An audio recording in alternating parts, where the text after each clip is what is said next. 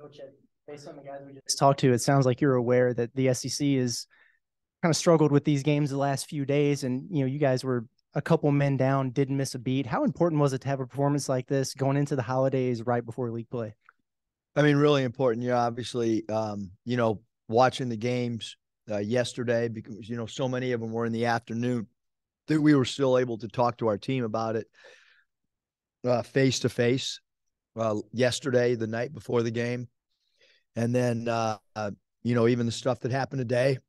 um, you've got to understand as a student athlete that it's hard to win any game and you have to earn them. And I was really proud of our focus. I mean, we had a couple day prep on Pember and not allowing him to get shot attempts, keeping him off the foul line. Thought we did an unbelievable job on their star player, holding him to 1 of 7 and only allowing him to get to the foul line twice. And he's one of the highest free throw attempt players in the country. Graham kind of stepped in for you and picked up some of that scoring load without Nick tonight. Just what'd you think about the way he was able to kind of respond? Jalen is he's got a great flip shot. He's got a great spin move. He can feel the defender, go the other way. I thought offensively, I give him a 10 out of 10 offensively. We just need some rebounds, some physical in traffic rebounds is one of the areas that Jalen's got to continue to focus on. But I think from an offensive standpoint, he's a guy you can throw the ball to. He's a great passer. He's really good in the middle of against a zone. And offensively, he makes the game become easier for our team. That you guys call him, I don't know if you do, but he said the guys call him spin cycle, Jalen, because of his spin moves. Do you guys call him that in practice, or just what do you think about his spin game? I don't call him spin cycle. Okay, call it Jalen. Just JG. Okay. Yeah. Or what do you think about his moves and stuff? Well, I think he does a great job of. First of all, he's got a floater.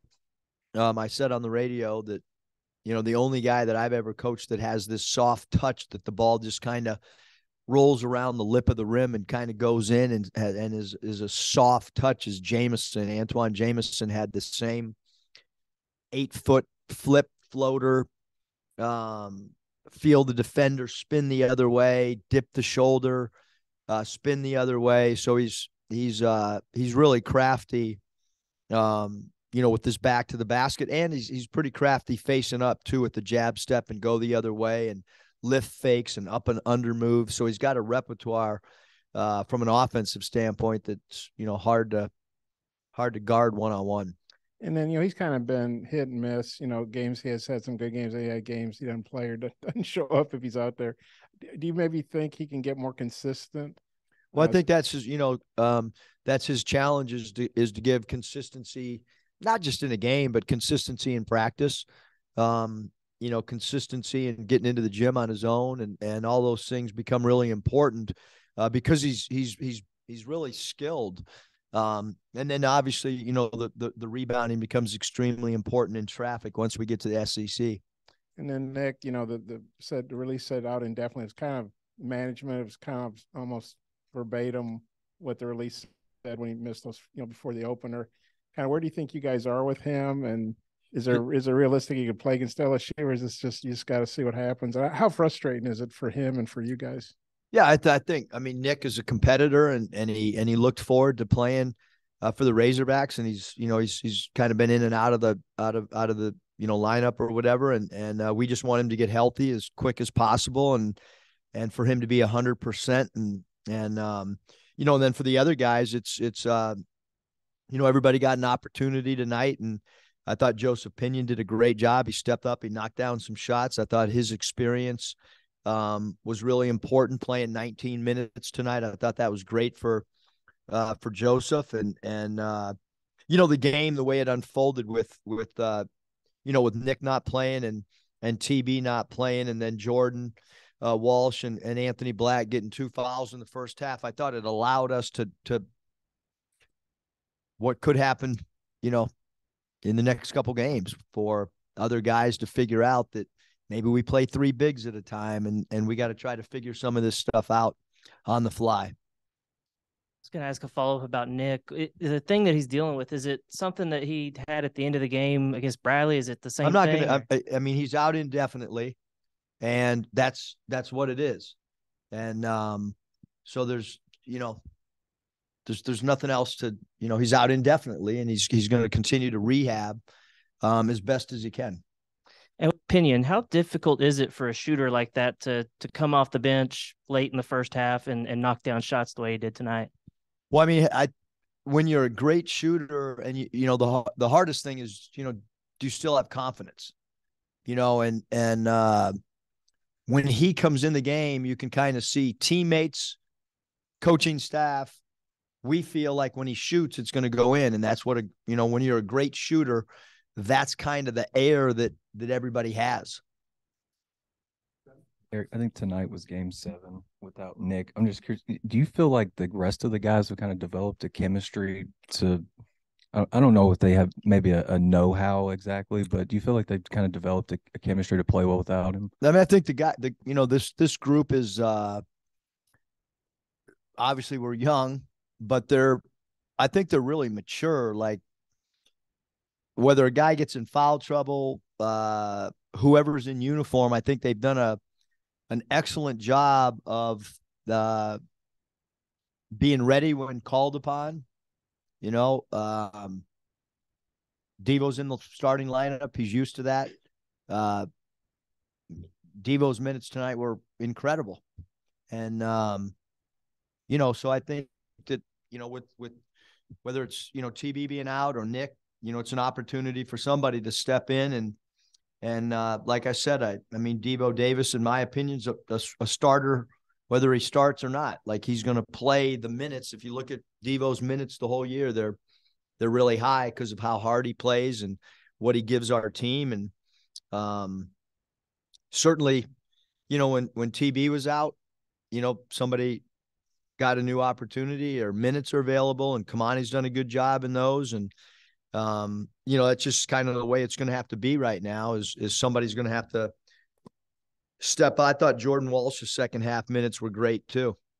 You had 50, or the guys had 15 steals tonight, and Kamani and Kai led you with 3. How are those guys able to come up with those numbers? And I just looked at KenPom. Kai's top 50 nationally in steal rate. Like, how are these guys able to do that? I just think, like, active hands and trying to be disruptive and all those things are, really kind of in our DNA. I think that some of the players like Jordan Walsh he's a high steal player no matter where he plays.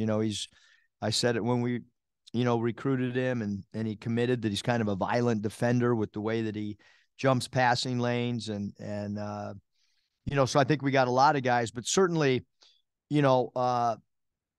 Makai's hands, for his size and his anticipation, you don't see a lot of centers create steals and blocks kind of at the same time.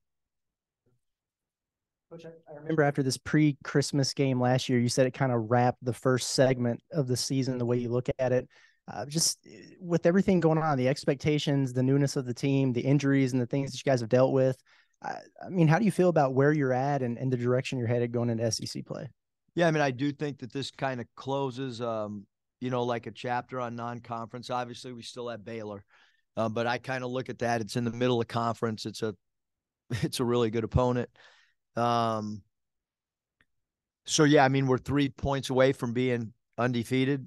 I thought our schedule was harder this year than it had been in the other years that at least that I've been here.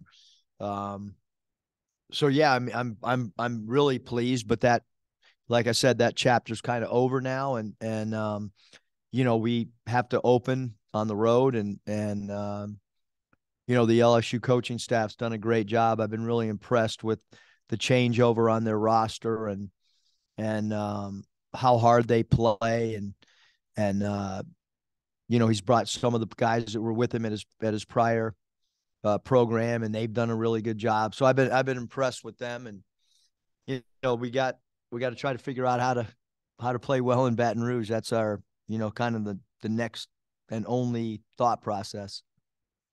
Yeah, Eric, I don't know if I've ever seen a stat like this. Last 2 games, you've outscored your opponent 69-14 on points off turnovers. Do you remember doing that to I mean, I know that these aren't Kentucky and Alabama, but they're not bad teams. I mean, I think they're 15-9 combined. I mean, what do you think of that stat? I just think, I mean, I think we've really been, our practices have been, there's been a lot of like drill work on trying to create turnovers.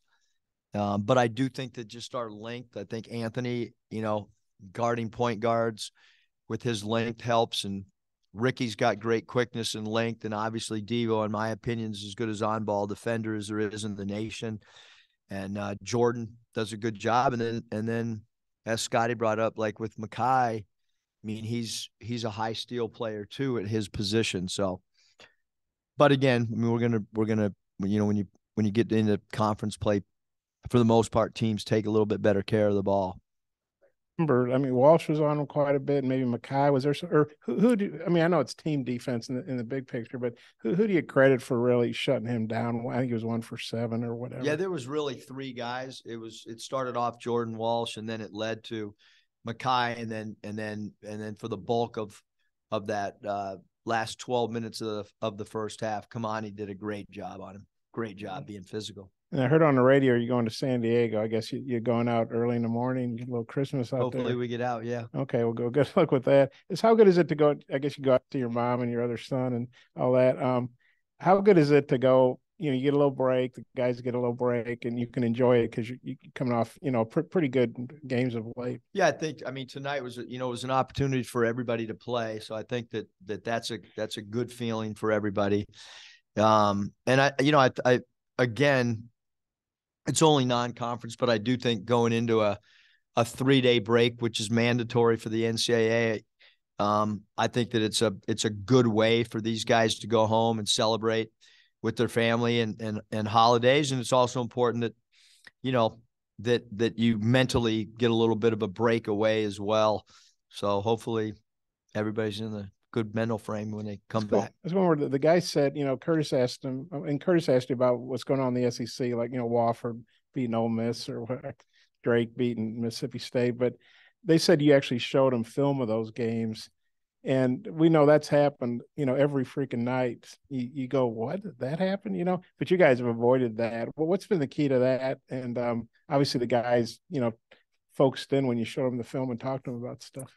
Yeah, I think the big thing, Bob, is just having incredible respect for your opponent and understand the fact that every game you have to go earn it and you got to go take the game away. Nobody hands you anything. You got to have great respect for your preparation. And I've never made a team bring scouting reports to the arena, which they had to tonight with notes. And I've never done that before. So I want to try to get better but we did that. We gave them the scouting report 2 days ago, and they brought it tonight with notes on it. And